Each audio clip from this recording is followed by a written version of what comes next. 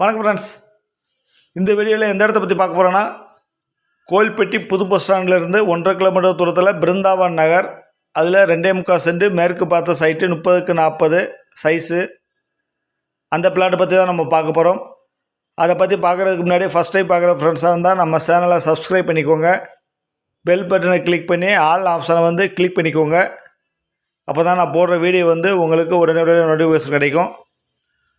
இந்த இடம் எங்கே இருக்குன்னா, கோயில்பட்டி புது பஸ் ஸ்டாண்ட்லேருந்து நீங்கள் எல்ஐசிஎல் ரோட்டில் வந்தால் அதில் பத்மலீலா கல்யாண மண்டபம், அது சைடாக்க நம்ம வெங்கடேஸ்வரா கார்டன் ரோடு போகும். அதில் உள்ளே வந்தால் உங்களுக்கு வெங்கடேஸ்வரா கார்டனுக்கு பின்னாடி பிருந்தாவன் நகர், டி நகர் ஒட்டி வரும்.